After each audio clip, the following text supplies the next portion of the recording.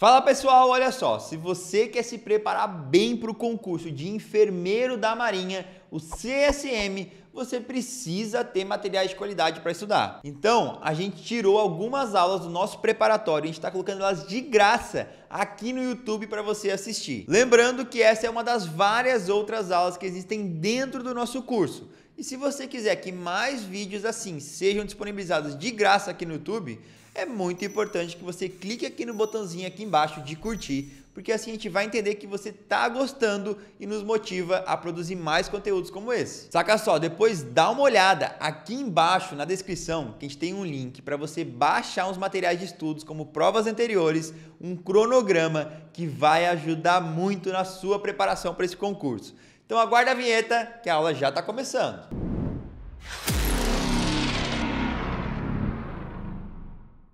Gurias, então hoje eu preparei uma aula sobre segurança do paciente, tá? Li e reli, né? Como eu disse para vocês, que eu sempre pego a referência, né? Leio e releio, assim, pensando, né? Naquilo que eles possam ampliar de cobrança para a prova, tá?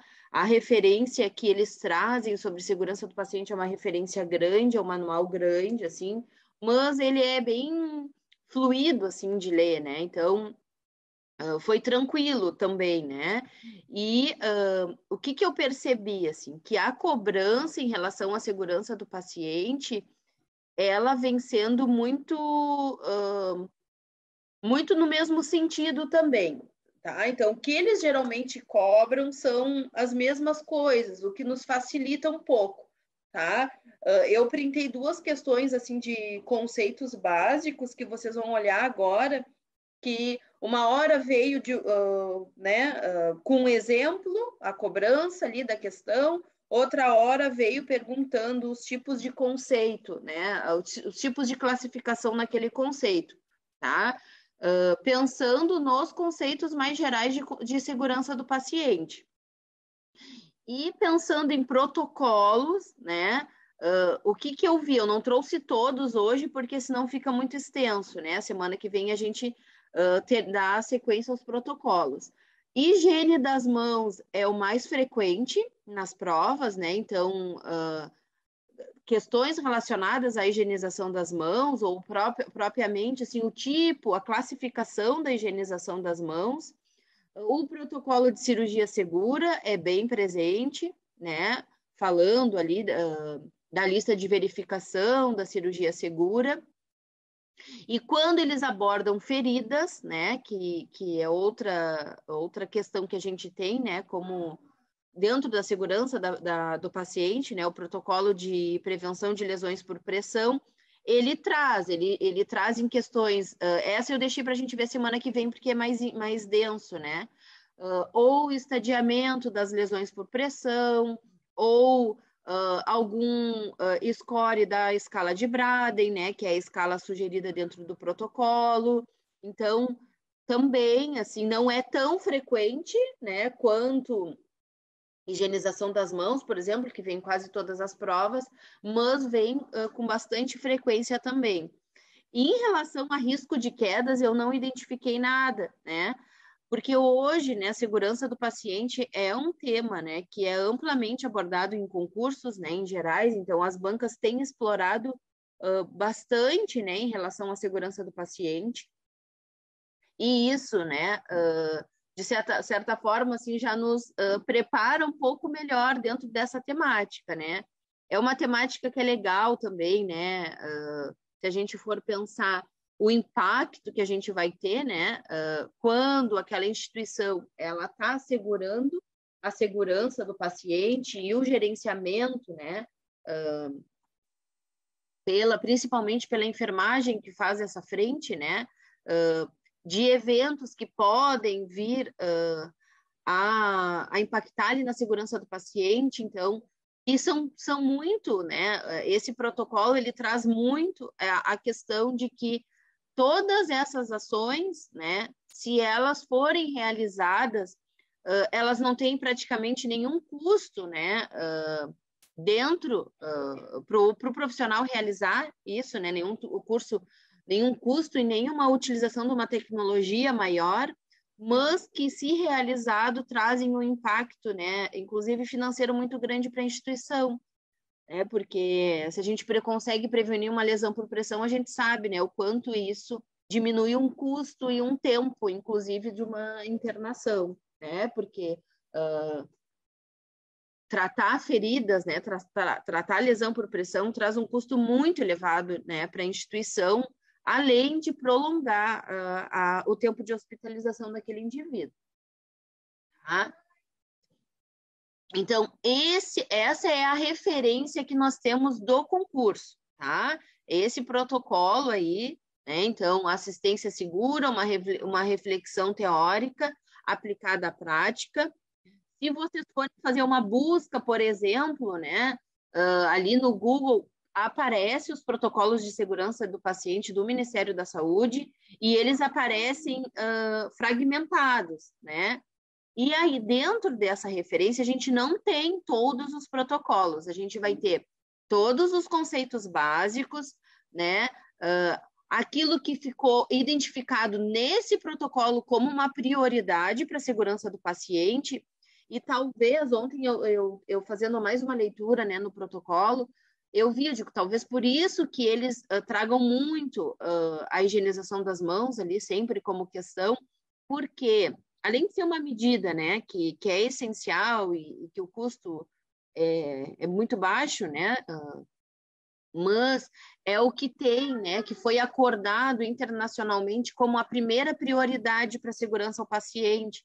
E isso eles têm um capítulo que eles trabalham diretamente sobre isso dentro dessa referência, tá? Eu até coloquei o link direto aqui para vocês, se vocês quiserem, né, ler o material na íntegra. Eu acho que tem muita informação, assim, dá para direcionar para aquilo que a gente vai ter de cobrança, tá? Deixa eu ver o que alguém falou aqui. Se ficar muito devagar, tá, meu áudio, vocês me avisem que aí eu fecho a câmera, que aí às vezes ajuda. Então, né, o que a gente tem de protocolo, né, ali dentro, né, da segurança do paciente, quais são os protocolos que a gente tem ali consolidado e que o Ministério traz, né? O protocolo de identificação do paciente, né, o protocolo de higiene das mãos, o protocolo de segurança cirúrgica, o protocolo de segurança na prescrição, uso e administração de medicamentos, um protocolo de prevenção de quedas dos pacientes e o protocolo de prevenção de úlceras por pressão, tá? O Ministério ainda usa, né, essa terminologia, o UPP, né, que é as úlceras por pressão, mas hoje, né, o que tem se utilizado é as LPPs, né, lesão por pressão, tá? Então, nós temos 6 protocolos, teve uma prova que ele perguntou quais eram os 6 protocolos, e aí colocou ali, né, uma coisa totalmente diferente, né, dessas que a gente tem aqui ali para eliminar da questão. Então, trouxe os modelos, tá, de questões para vocês verem. Eu não printei todas, né, porque como eu já tenho dito para vocês, vocês vão realizar as provas, vocês vão receber as provas comentadas, tá? Mas eu sempre gosto de trazer um print, 2 de cada questão que eu identifiquei para que a gente consiga, né, visualizar ali o perfil de cobrança. Tá? Então, aqui vocês vão ver bem. Essa ele traz um exemplo, ó. Uma unidade de sangue é conectada ao paciente de forma errada, mas o erro é detectado antes do início da transfusão. Como essa situação é denominada de acordo com a classificação internacional de segurança do paciente criada pela OMS, tá? Incidente sem dano, incidente provável, NER-MIS, incidente com dano ou incidente improvável, tá? Nessa outra, né, ele cobra, ele vai pelo mesmo, assim, ó, né, o mesmo olhar de cobrança, que são esses conceitos aí, né, a classificação chave ali da OMS, mas ele não traz exemplo, né? Então, ó, de acordo com a classificação internacional de segurança do paciente, então, mesma classificação da outra, né, questão, criada pela Organização Mundial da Saúde, pode-se descrever o termo incidente como um evento ou circunstância que poderia ter resultado ou resultou em dano desnecessário à pessoa. Assinale a opção correta de como se classificam os incidentes. E aí ele traz, né, várias opções ali, né, para que a gente possa olhar. Então, o que eu achei interessante, né? Acho que essas duas questões, assim, ó, foram questões bem inteligentes dentro do protocolo, tá? Para cobrar dentro do protocolo, na verdade, de segurança do paciente. Geralmente as bancas ficam, quando apertam um pouquinho mais, né, em relação à segurança do paciente, cobram sobre a cultura de segurança do paciente, tá? Mas o que a gente tem mais prevalente, assim, nas bancas, são os protocolos mesmo, né? Quais são os 6 protocolos que o Ministério instituiu. Então, eu tinha visto em poucas bancas, assim, ó, sobre esse conceito. Achei bem bom, assim, bem inteligente esse formato de cobrança, né? Dentro desse assunto, tá?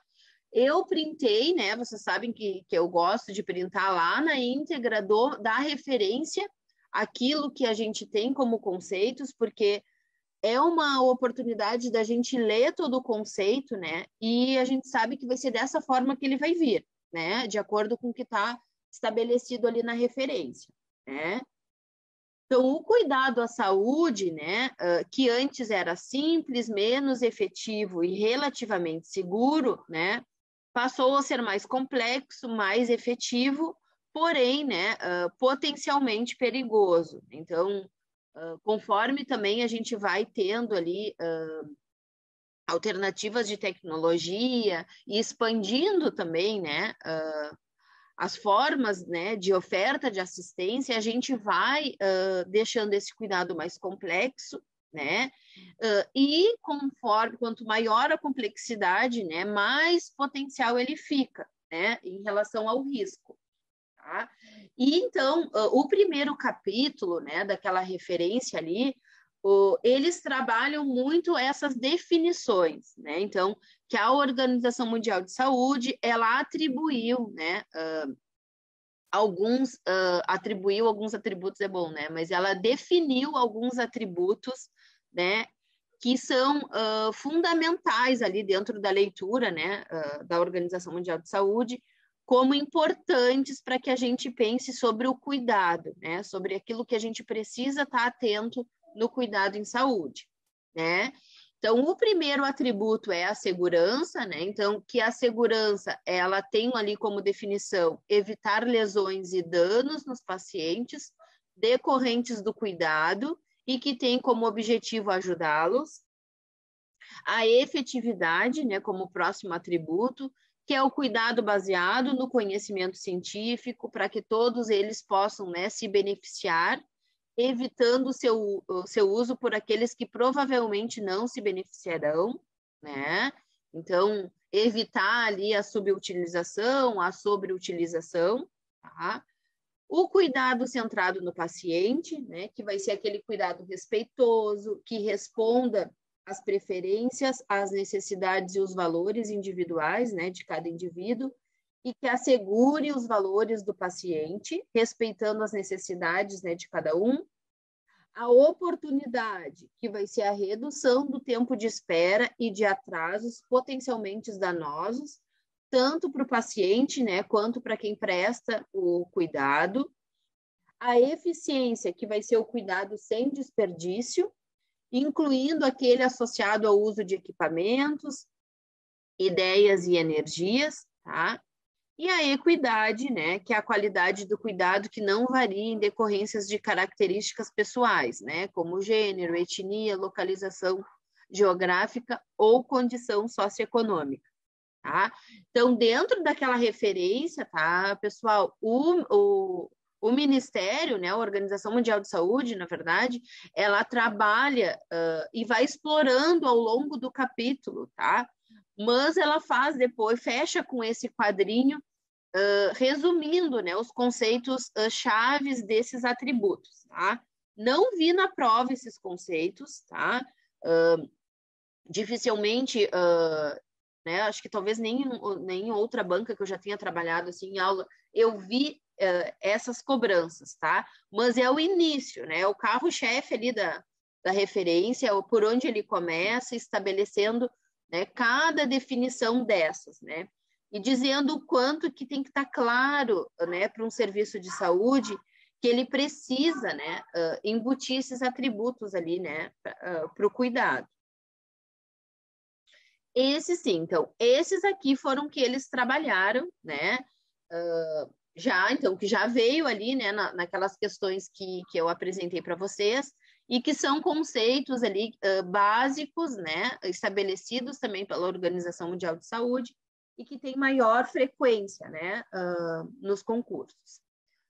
Então, segurança do paciente, né, a definição é reduzir a um mínimo aceitável o risco de dano desnecessário associado ao cuidado à saúde. Então, ele explora também ali dentro do material que o erro ele é inevitável, né? Que errar é humano, então que o erro ele vai fazer parte dessa assistência, mas que a gente tem que reduzir o máximo possível a chance desse erro acontecer. E quando a gente estabelece, cumpre com esses protocolos, né, que estão estabelecidos, a gente consegue reduzir esses danos a um mínimo aceitável, né? E dessa forma, né, diminuir o máximo possível, né, aquelas questões, né, que são ali, né, trazer para o mínimo aceitável aquilo que a gente pode evitar, tá? E que também, quando uma instituição ela tem bem estabelecido protocolos de segurança, ela reduz, né, o indivíduo a um dano que é desnecessário, tá? Mas eles trazem, olha ali, né, então, um conceito para segurança, um conceito para dano e um conceito para risco, tá? O dano vai ser o comprometimento da estrutura ou função do corpo e ou qualquer efeito dele oriundo, né? Incluindo-se doenças, lesão, sofrimento, morte, incapacidade ou disfunção, podendo, então, ser físico, social ou psicológico, tá? O risco é a probabilidade de um incidente ocorrer, né? E o incidente, né, foi o que ele trabalhou naquelas questões ali, é um evento ou circunstância que poderia ter resultado ou que resultou em um dano desnecessário ao paciente, né? Então, dano, risco e incidente são conceitos ali, né, distintos, tá? Circunstância notificável, né, é um incidente com potencial dano ou lesão. O NERMIS, né, é o incidente que não atingiu o paciente. O incidente sem lesão é o que atingiu, mas não causou dano. E o evento adverso é o incidente que resulta em dano ao paciente, né? Então, ele é um quadrinho pequenininho, assim, né? E que é importante que a gente tenha, né? Clareza, assim. Eu tudo hoje, né? Fico pensando nos mapas mentais, né? Então, vacinas, até eu vi que ontem, né, o pessoal perguntou, eu já encaminhei, né, porque eu produzo material e encaminho ali para a TI, para que ela encaminhe a vocês, né, e eu fiz um básico de vacinas, né, mas cada vez que eu estou ali nas provas ou fazendo, né, ali a correção comentada, eu vejo o quanto tem outras situações que dá para organizar, tá? Então, não prometo no tempo para vocês, mas quero organizar isso breve para que vocês tenham, né, essa praticidade ali para fazer uma leitura na hora de estudar. E aqui acho que é um exercício, né? Eu não sei como cada um de vocês se organiza, né? Tem aquele que faça um mapa mental no papelzinho com seu post-it, né? Com seu destaca-texto ali, né? Então, esse quadrinho, ou faz um mapa mental, né? Em algum programa específico. Eu sugiro para vocês que esse quadrinho, né, ele esteja aí nos estudos de vocês, porque né? Veio. E ele não veio só naquela prova de 2016, 2019, ele veio na de 2020, ele veio na 2021, esses conceitos, tá? Eu só vou fechar meu áudio rapidinho, assim, para organizar aqui.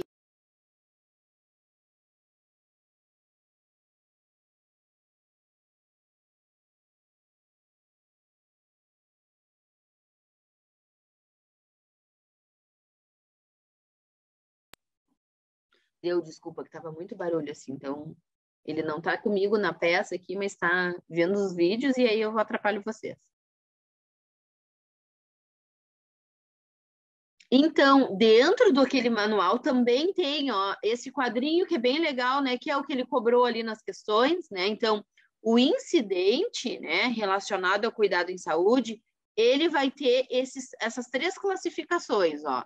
O NERMIS, né, quando não atingiu ao paciente, que é o que ele trouxe lá naquele exemplo, né? Então, foi conectado ali, né? Acho que é uma bolsa de sangue, mas que não foi o erro, ele foi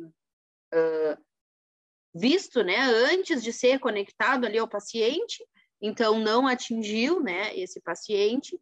A gente vai ter o incidente sem dano, quando atingiu o paciente, mas não causou o dano, né? E a gente vai ter um incidente com dano, quando é um incidente que resulta em dano ao paciente, né? Então, resultou um evento adverso, né? E teve uma prova, uma vez acho que foi da IBFC, que foi a banca da IBCER, que trouxe um exemplo, né, que era isso, assim, que tinha na unidade 2 pacientes, Maria da Glória, tá?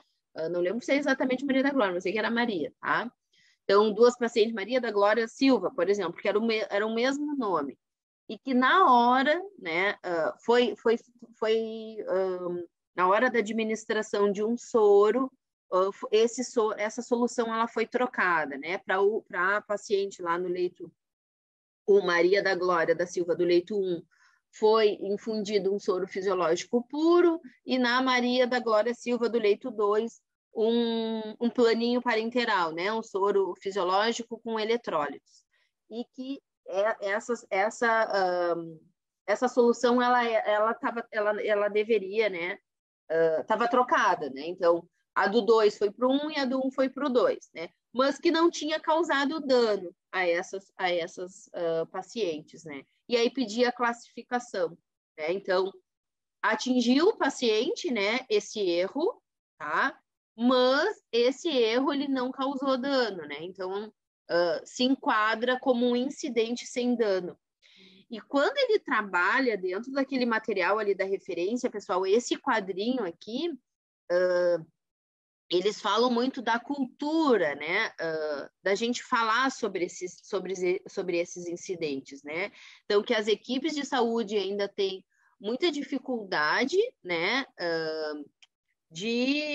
Não de localizar ou identificar, mas de assumir, né, que naquele turno de trabalho teve um incidente, né, com medo de alguma punição. Então, a cultura da segurança do paciente, ela traz a proposta disso, né, de que se aprenda com os erros, né, e que quem trabalha, por exemplo, está na frente do núcleo de segurança do paciente, tem que trabalhar dessa forma, né, não trazendo de uma forma punitiva para as equipes, porque senão nunca, né, vai ser colocado, vai ser assumido, né, aquilo que tem acontecido com frequência.